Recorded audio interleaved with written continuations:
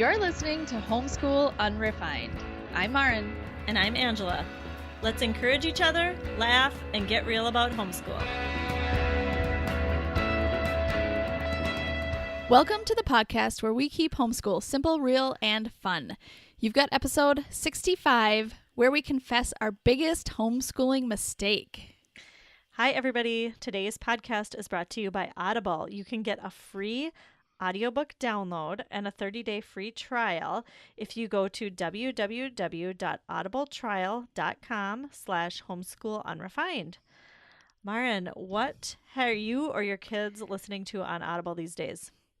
Well, we always have a few things going. So the kids and I are listening in the car right now. We always have an Audible story, kind of a car Audible story. Yep. We just started Mary Poppins. Oh, yeah. Yeah. So I think we have maybe 3 of them. Yeah. There's several, right? Yep. Of the Mary Poppins series. And we got them a while back when they were on sale. Yep. And haven't listened to them. So That's I'm a good one. thoroughly enjoying it. I have not listened to that, but my oldest daughter recently listened to I think there was 5 of them. She listened to all 5. She was way into it. And then my son, who is 9, just listened to the first one, and he said he liked it. So Oh, good. Yeah. The narrator is wonderful. really, Super okay. Yeah. So, and then for me, I just downloaded Unburied. Oh yeah, it's a good one. Yes. Have you read it? I did. Yep. You did. Okay, good.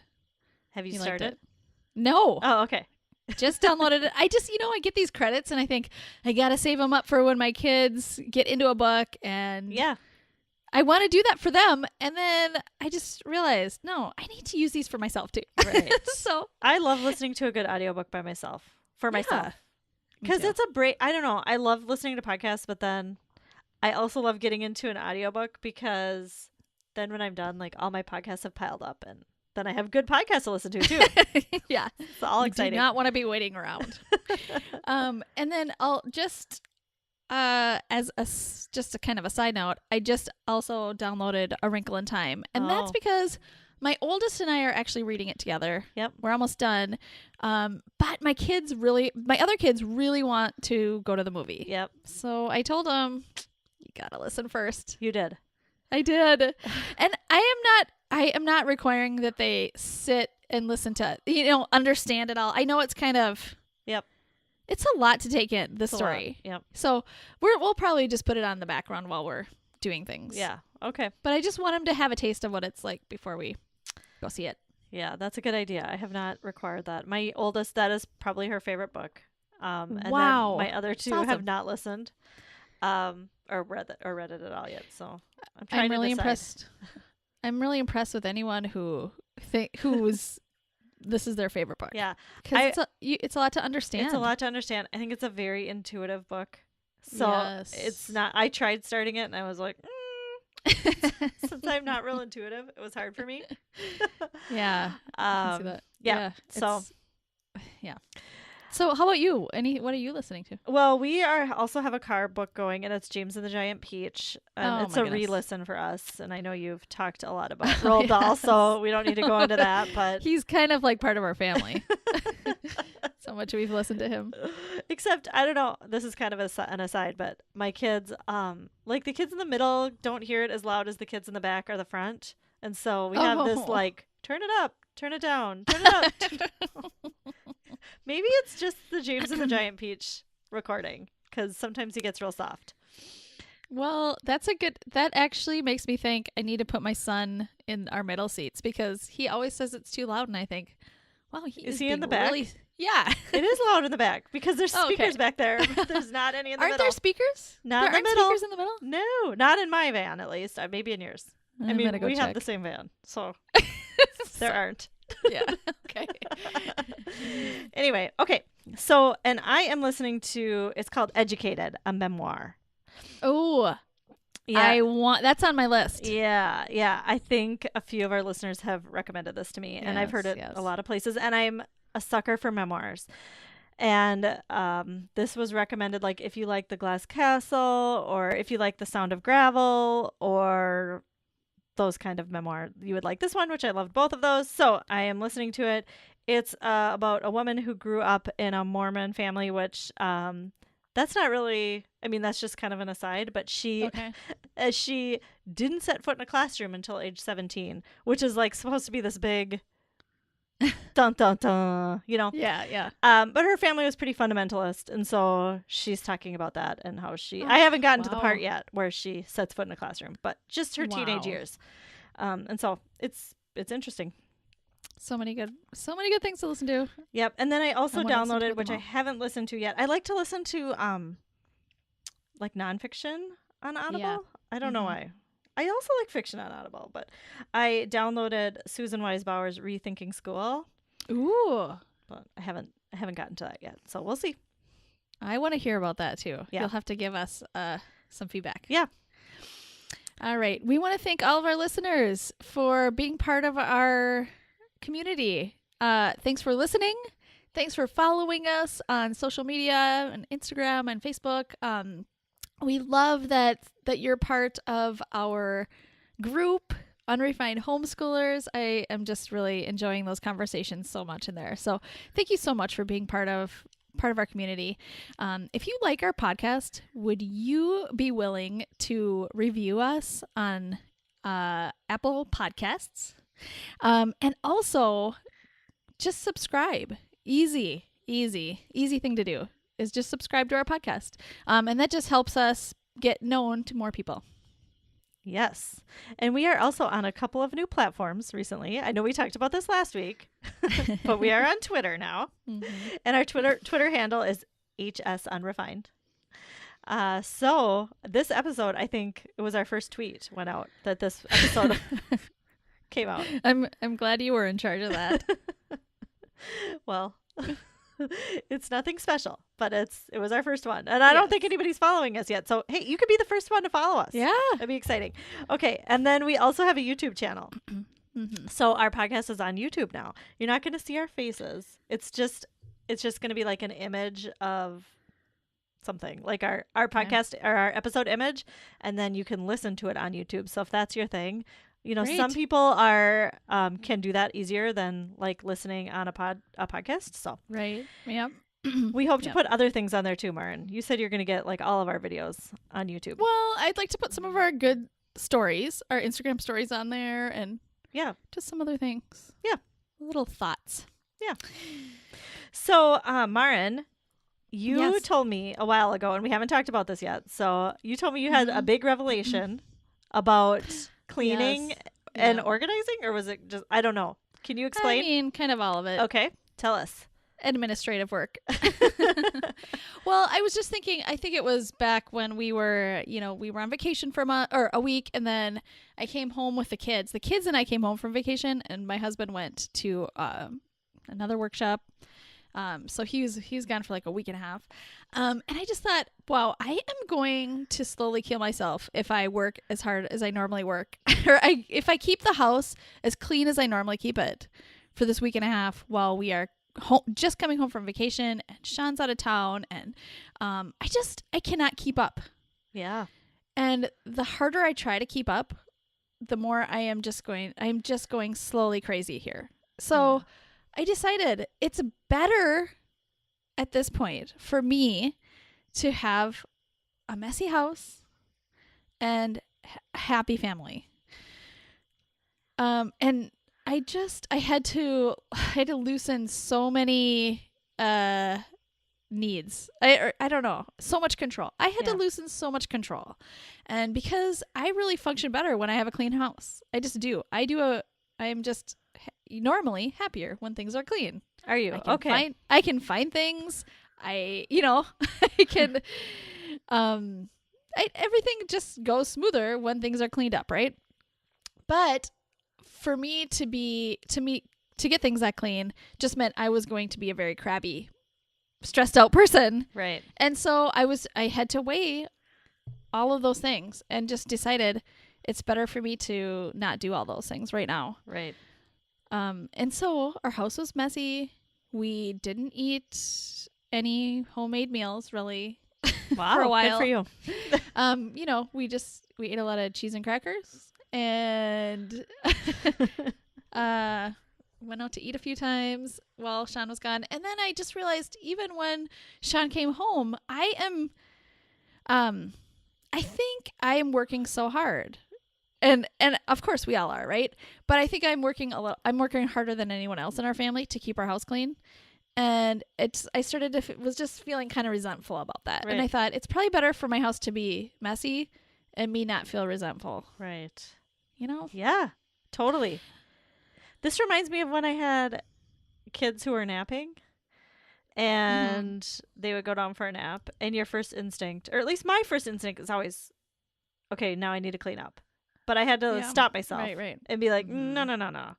Right. That's not the first thing you need to be doing. The first thing you need to be doing is like taking a nap or reading a book or something like that. Yes. Yeah. Absolutely. Yeah. And I think, with my personality too, where I get energy is to have fun and do new things and play games or, just be active with my kids and have interesting conversations. And that's where I get my energy. I do not get energy from cleaning. So I just had to take that into account too. Yeah. And I think this is a lot of knowing yourself too, because you're a P on the Myers-Briggs. Right. And so I'm a J. And so I need outer world order. Outer order contributes to inner calm. And for you, it's the opposite. Yes. Inner order is what I do. Yeah. I can be calm if I'm inwardly if you have order and, inside. And so if I have processed through things or those are the kind of things I need to do in order to feel calm. Right. So because you're a P and that's not necessary for you, I think it's even better for you to know that about yourself and to not stress yourself out about having a clean house. Right. It's so true. It's hard though. I mean, you know what has happened though? People have picked up the slack in our house. What? Like my husband he's like, did you notice that the dishes aren't, or he'll be like, did you know that this isn't, nobody turned on the dishwasher? And I was like, yeah, I know. What about? And then it just happens. Like he's doing a lot. Yeah, that's awesome. Yeah. And I think he is so willing to do it. It's just that I do it all the time. Yeah. So it gets done. And so he doesn't expect to do it. And then if it doesn't get done, that's when he's like, oh, this has to get done. Yeah. And he just does it. Yeah. And he's a J. Yeah. That's so awesome. He likes when things get done and he's happy to do it too. So everything's working out so much better at my house. Good for you. That's awesome. Yeah. The only thing is our house is messier. It is. It just is. That's okay. I don't like it, but it's better than the other way. That's okay. Around, so. Yeah. That's awesome. Okay, so today we are going to confess our biggest homeschool mistake. Yes. Dun, dun, dun. And we have the same. We have the same biggest mistake. So we were like, well, let's just do an episode on this. Absolutely. So our biggest mistake that we both agree we did was we did too much too soon. Yep. And we thought a lot of you could relate to that. Yeah, too much too soon in our homeschooling career. Like when we started homeschooling was when we did the most, when our kids were the youngest. And as they've gotten older and as we've had more years of experience, we're doing less and less. Right, exactly. And I was thinking, I wish I would have had this much wisdom back then. Yeah. And I'm sure in 5 years from now, I'll think, ooh, I wish 5 years ago I would have had this much wisdom. I know. But what is that going to be? We'll do another episode in 5 years. But really, when we started, I think, Angela, you and I both thought we had to be doing all the subjects. Everyone else in first grade in the United States is doing all the subjects. So we should be doing all the subjects. Right. So there's reading and math and spelling and writing. And we were doing piano. I think you were doing violin. So there's that. History, getting outside, chores. What other subjects do we do? Science. It was all of it. And if I wasn't doing one of those, I felt like if I wasn't doing one of those enough, I felt like I was failing. And I think we did a lot of social things because we thought socialization is like the big concern of everybody. So we have to do that. And I think we just took everything to the extreme. Right. And this is when our kids were like young. 5 or 6. Yeah. I know. Yeah, and I remember planning a lot. I planned so much. Did you? I have things, I have notebooks from back then. You do? Where there's a list of things we did every day. Really? It was just, yeah. I didn't even do that. Well, I mean, it was things of to do that day. Oh. So, I mean, and we crossed off the ones we did. Okay. And oftentimes we didn't get to everything, but my expectations were just off the charts. Yeah. Yeah, I look back and I feel my oldest is now, she's almost 13. Mm-hmm. And I feel bad for 6-year-old her. Mm-hmm. I just, my heart breaks for her because I think I put a lot of pressure on her and myself at that time. Yeah. And my younger ones to let us do that, like to sit quietly or to like give us the space to work. Oh, yeah. And, a lot of people who have younger kids, and this is why I didn't want to homeschool at the beginning, and I didn't full-time homeschool. We only did part-time homeschooling right away at the beginning. And that was because I didn't know what to do with my younger kids. Yeah. I thought, how am I going to teach my 6-year-old all day and have 3 like toddlers running around? I just didn't think that would ever work. It's impossible. Yeah. It is impossible. It's impossible to teach all day with toddlers running around. If your vision of teaching all day is doing all the subjects kind of teacher directed, working hard. I just wish I could go back to that time and tell my past self, listen, just cut it all out. You don't need to do any of this, or just, here, do a few things here and there, but as the interest arises. Right. Probably. So if you could do it all over again, what would you do, Maren? Yeah, that's what I would do. I'd probably just have things out academically and just to see what my daughter's ready for. I would do a lot of reading out loud, which I did. I'll admit. That is one thing I've always loved to do, reading out loud. And then I just think my expectations for reading independently would have been out the window. Like I wouldn't even put that on the table really. Unless my child was ready for it, I think. Yeah. And for my oldest, my child wasn't ready for that. Yeah. At 6. I wanted her to be ready at 6 to read. She wasn't ready at 6. Yeah. And so there was, I feel bad for my past daughter, too, my 6-year-old daughter, you know. Yeah. Because I did place those expectations on her. So, there'd be just a lot more exploring and time for fun. And then call that school. And remind my kids, this is school. Right. At 6, this is school. You're learning so much. Right. I think it's so hard, though, because you're imagining what a 6-year-old would be doing if they were in school. And their day is full with all the subjects. And so you're thinking that you need to be doing at least half of that. Or, you need to be doing some of that, too. And so it's very hard to compare. Yes. And you want to be able to answer questions of people who are asking you, oh, so your kid's not in school. What are they, what are they doing? What do you do all day? Or, I always felt like I needed to have a good answer. What are you doing for homeschool? What curriculum are you using? And you want to be able to answer that well and sound legit. So how about you, Angela? What would you do differently?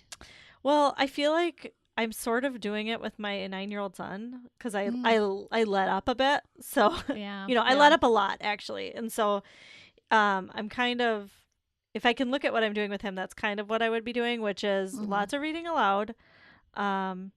Probably lots of, like, surround them with books. Yeah. Like, have it out as an option. Have lots of great conversations. Right.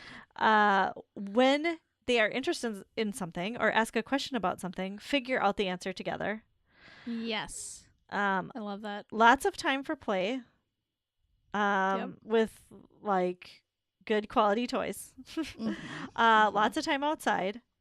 I would probably he has a little iPod where he can listen to Lots of stories that way. So just the exposure to lots of stories would be good. But I probably wouldn't do anything like a formal curriculum unless he Right. was really interested. If he was really interested, then I Yeah. would. Then I probably would pull that out. You know, I wish I would have had Julie Bogart's the Writer's Jungle. Oh yeah. Back when my oldest was 5 or 6 or whatever, because in there she just lays out so many great things that you don't need any really resources for. Yeah. You don't need to go buy a bunch of stuff, and it's not a curriculum. It's not a book that you open and write in. It's just ideas for having juicy conversations, asking lots of questions, Yeah. having rich experiences together. Right. Those are the things. Those lay the foundation for so much good writing, and she's really all about good writing, and so that's what she suggests you do when your kids are that young. Yeah. And I wish I would have done that. And now I have to say, starting now is okay because now I know. Yeah. Right. And my kids are older, and that's why we actually had to, like you did, kind of let up even more than normal. I mean, my kids are now 11, 9, 9, and 7. And had we started out this way, we may have been able to get,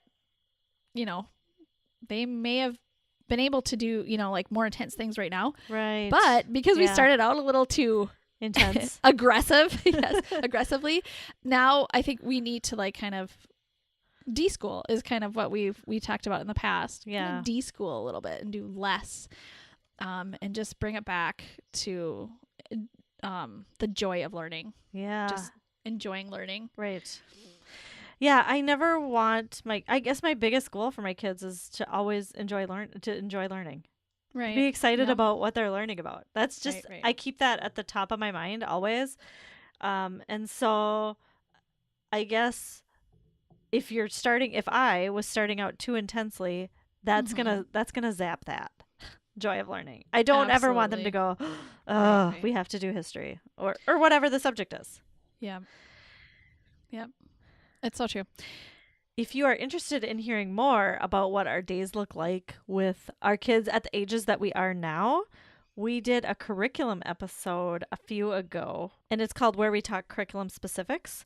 And so you can find out more detailed information there. So we're not going to really go into all the details about what we're doing now, but if you're interested, you can check that episode out.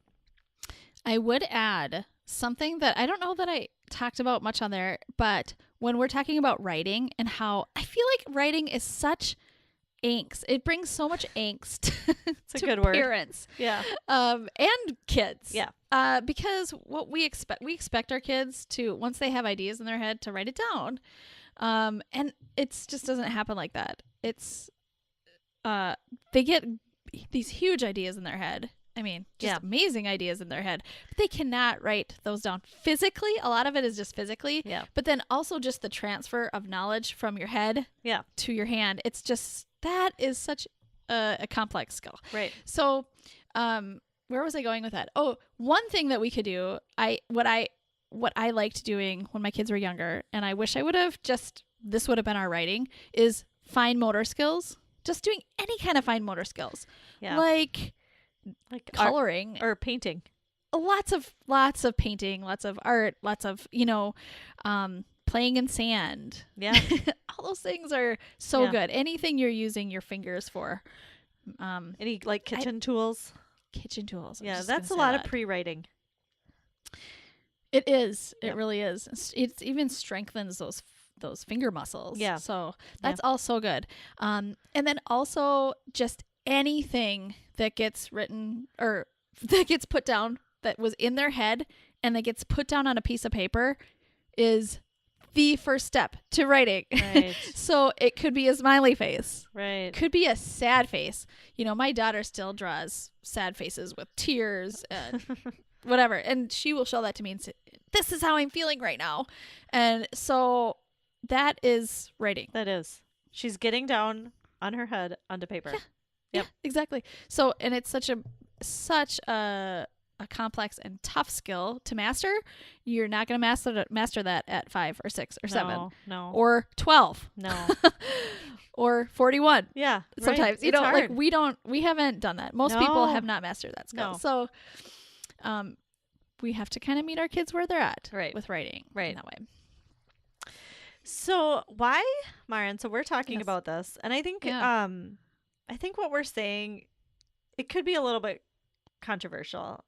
You know, yeah, it's a controversial thing to talk about. Starting later, right? Later is better. Yeah.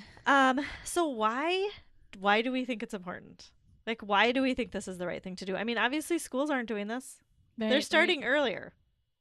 They're starting earlier with everything. So why do we think later is better? Yeah, that is such a good question. I think, first of all, there's a lot of pressure. Kids, I don't think need to deal with so much pressure. Yeah.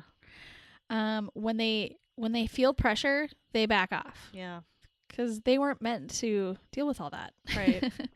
so Or it then comes out in other ways. Yes. Yeah. Yeah. Yeah. Exactly. Yep. And because adults are supposed to take care of those high pressure situations, Mm-hmm. you know, and so they, it'll all come out in whatever way you know your kid. Yeah. Yeah. Yeah. Everybody learns something learns things at different rates. I mean, it's the same thing Exactly. with like walking. So if you have Yeah. some kids learn to walk at 8 months, some kids don't learn till 18 months. And we don't say to the kid who learns at 18 months, like, come on, let's get going. You need to, Yeah. we don't think they're not going to learn to walk. They are Right. eventually going to learn to walk. They're just learning a little bit later. Or, you know, the same thing with riding a bike. We don't test them. Yeah. We don't test them at 12 months. And No. say, well, you should be walking by now. Yeah, and we don't Yeah. put them through rigorous, like, okay, let's do this. Come on, back and forth, learning to walk. Right. Okay, Yeah. I may have done that. Actually, Confession. More confessions.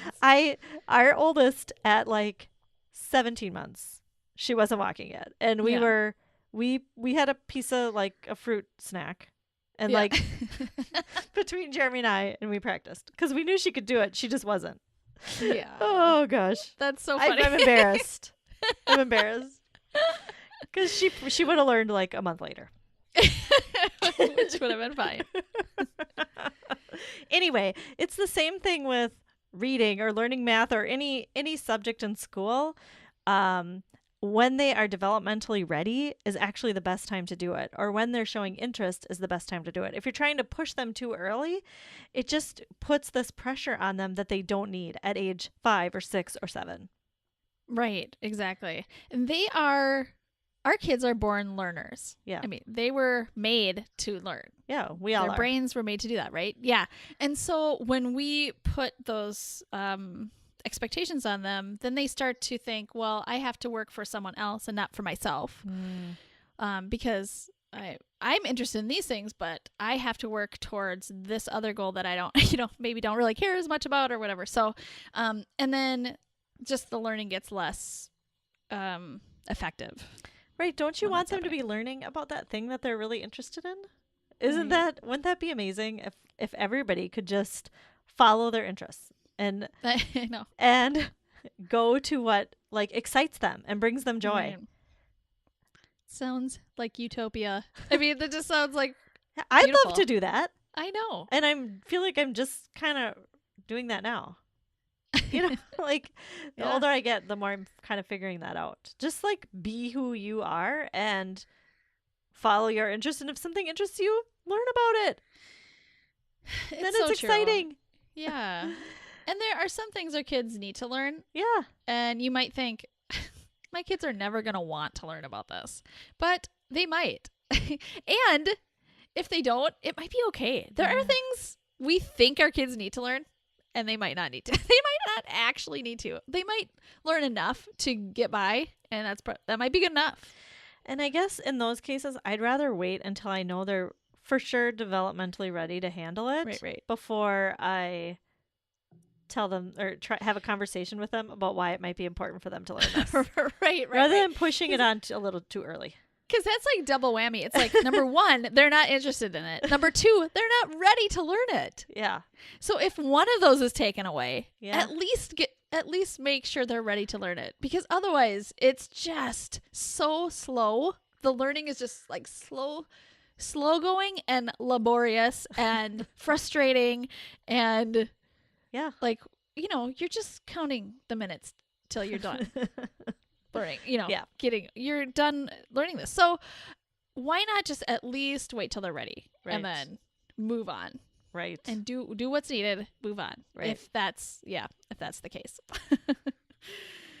So Angela, why is this idea good for older kids? We've talked about a lot about why it's good to start later for younger kids, but what about the older kids? Well, I feel like my oldest is just 13, so but I feel like the same rules apply Mm-hmm. I do with too. developmentally. I specifically remember being in 7th grade in pre-algebra. And for the first half of the year, I was completely lost. I was like, I do not get this. I don't get the letters. Like, what is she talking about? Letters don't make sense. And then somewhere in mid-year, like a switch clicked on, and I was like, Yeah. I get it. I totally get it. And then, wow. you know what? I loved algebra after that. I was actually really Right. good at math. And so I feel like, and that's just my one anecdotal perspective.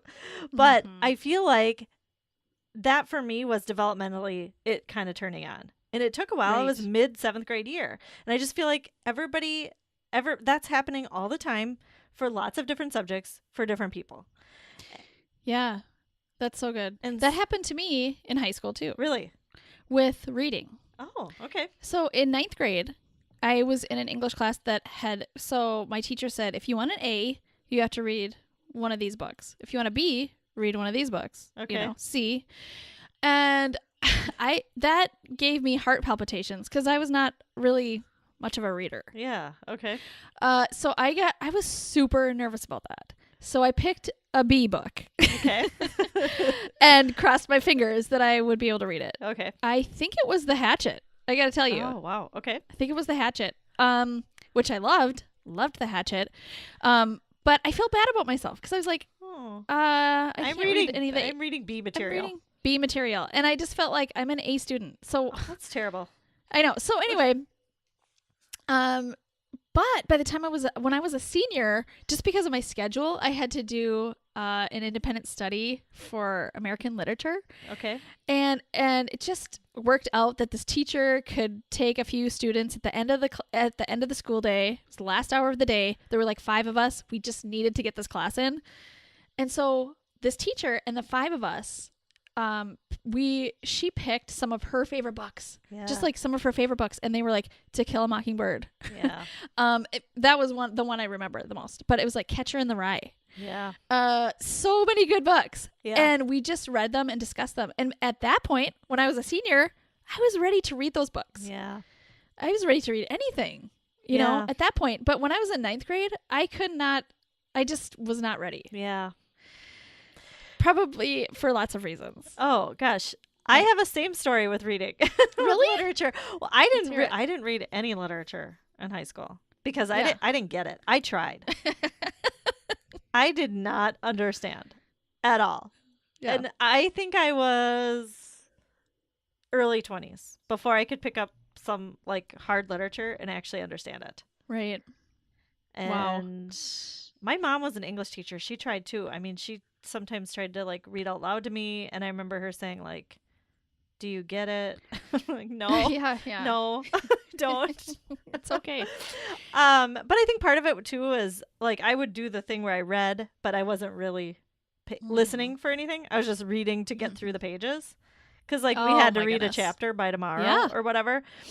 And I never even was like mentally paying attention. I was thinking of something else Right. while I was reading.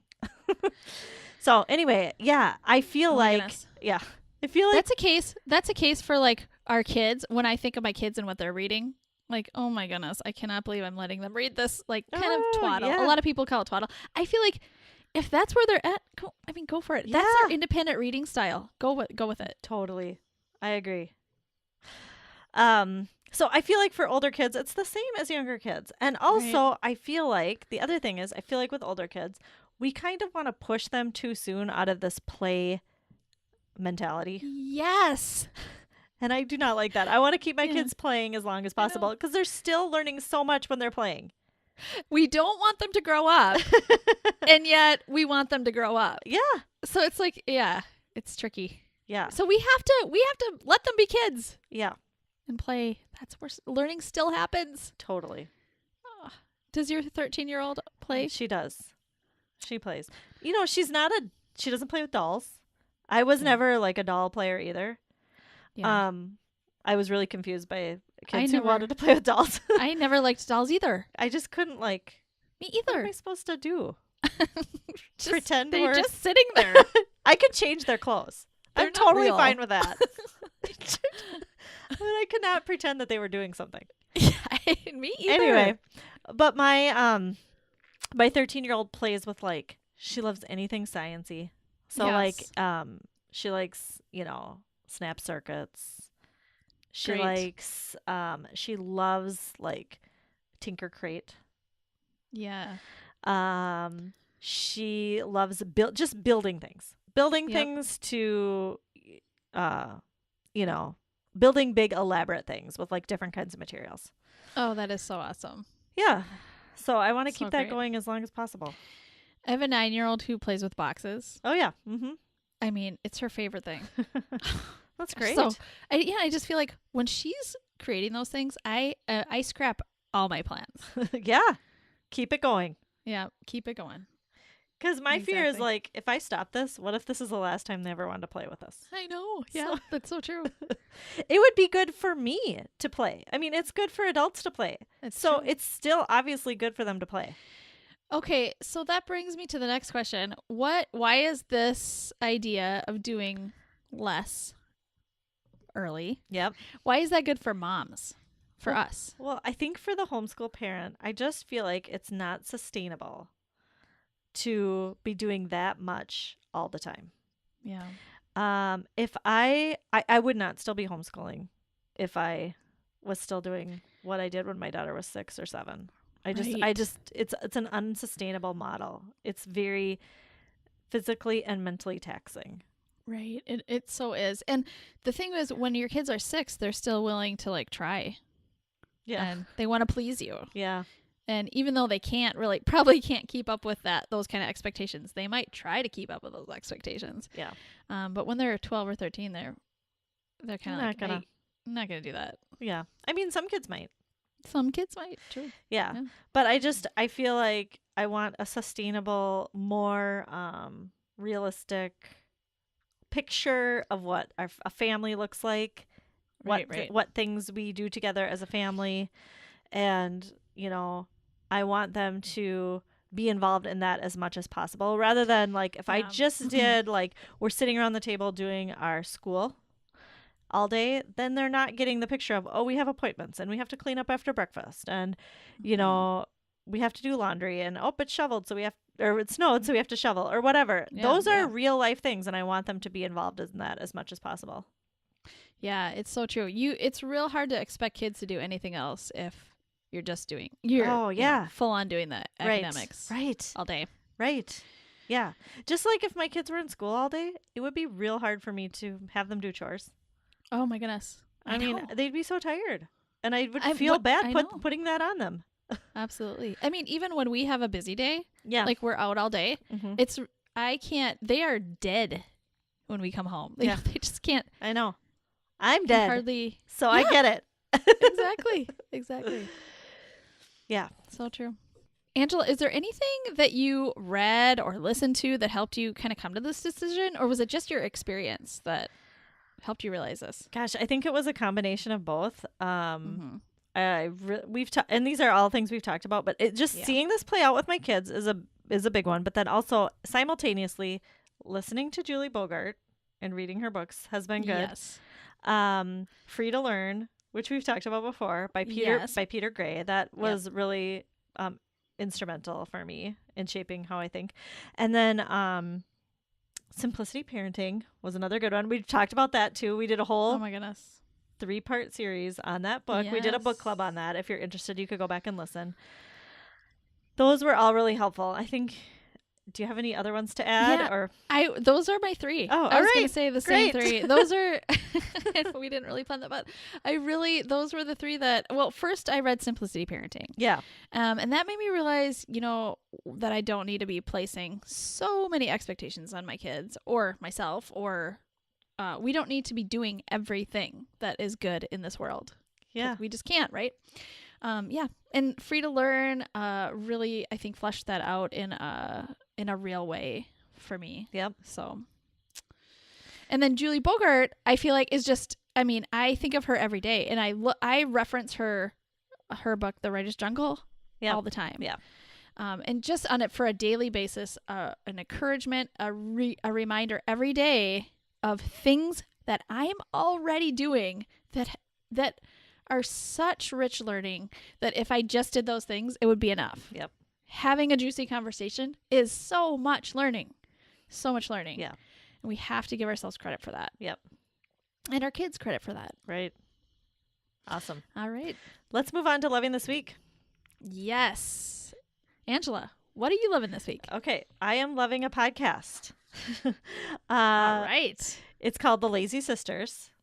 Oh, gosh. Yes. Love them. So The Lazy Sisters is, it was an old podcast. I used to listen to it a couple years ago, and then they stopped recording. Yeah. So it's Kendra and her sister Hannah. So Kendra is from The Lazy Genius. So you may have heard of her. She also has her own podcast where she just talks with herself, just one person, just her talking in The Lazy Genius. But she has a younger sister, and they used to have this podcast where they just chatted, the two of them. And I loved it, but then they stopped recording. Right. But now they're back. They're back. And so I am listening again, and I love it. The two of them are, well, first of all, they're sisters. So I just feel like their chemistry is so good. And so they're just like, the way they bounce off each other, I just love it. They're both really funny. They're both funny. Too. Kind of, yeah. It's not like, I'm not laughing the whole time funny, but it's just like entertaining. Funny. It's entertaining funny. They talk. They're witty. They're witty. Yeah. Very witty. And they talk about like just life and then lots of pop culture stuff, which I always enjoy, even though I don't watch a lot of TV or movies. And The Lazy Genius, when Kendra just did The Lazy Genius, that was kind of like great hacks, like life hacks, kind of. She still does that. Okay.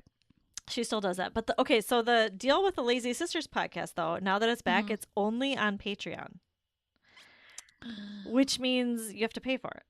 Oh, wow. So I did. Because I love supporting podcasters. So I'm kind of a sucker for that, Yeah. And then 2, I want to listen. So, and it's $3 a month.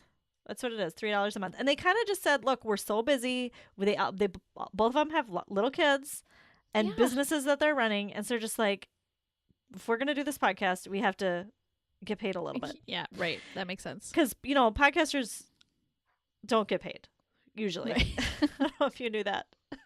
Unless you're like really big time. Some podcasters actually pay to do theirs. Our podcast costs us money. You know what I mean? Costs us money to do it costs this. money to do it. Yeah. Yeah. So it makes sense. I totally get why they need Patreon supporters to do their podcast. I totally respect that. And so I signed up to do that. And so I can put a link in the show notes if you want to do that. But if you just wanted to listen for free, you can go listen to all their old episodes. They're still on any podcatcher. You could just search Lazy Sisters and you could hear what they're like. And then if you wanted more, you could maybe sign up to be a Patreon subscriber. And I love following Kendra on Instagram. Well, I think just The Lazy Genius. Yeah. She's a good follow. Instagram. I love her. And she does Instagram lives once a week. Yeah. Too. And they're great. So. Yep. Yeah. So, Maren, what are you loving this week? I am loving our Soda Stream. Oh. It's a jet sparkling water maker. I just heard about this. My kids just told me that you have one. Yeah. Yeah. So my daughter got it for Christmas. She was asking for it. These are the kind of Christmas gifts I like to give to my kids. They're awesome. Things, sounds awesome. Things you want. I think that are real practical and like they're part of our like just life. Yeah. anyway, so she asked for it, and I thought, oh, great. Yeah. So it is wonderful because I love to get sparkling water, but it's expensive. And this is more fun for everybody. Everybody can make their own sparkling water, basically.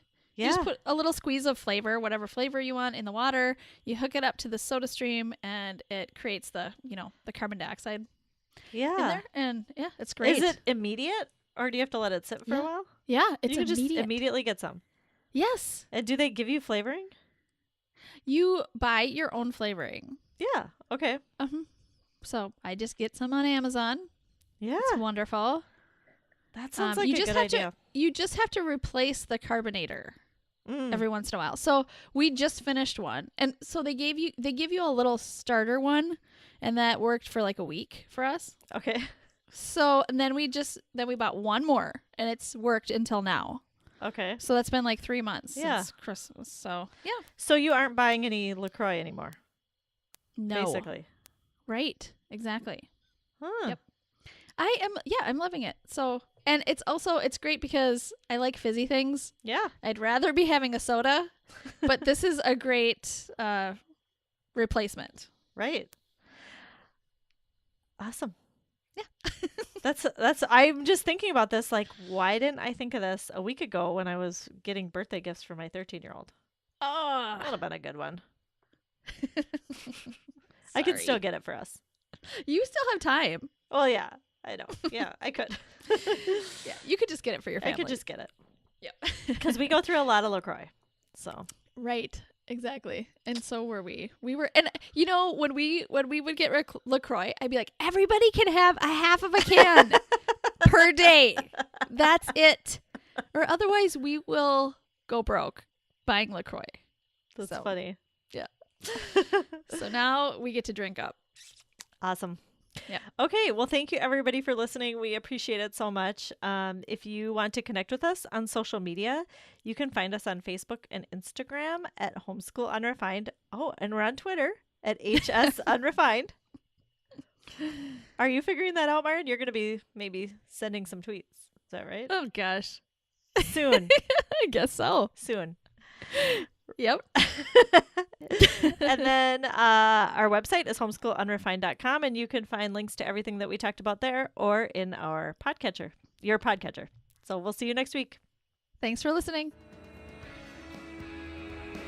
Homeschool Unrefined was created by Maren Gorse and Angela Sizer. Thanks to Gambler's Daughter for providing the music for our show. You can find Gambler's Daughter at facebook.com/gamblersdaugghtermusic.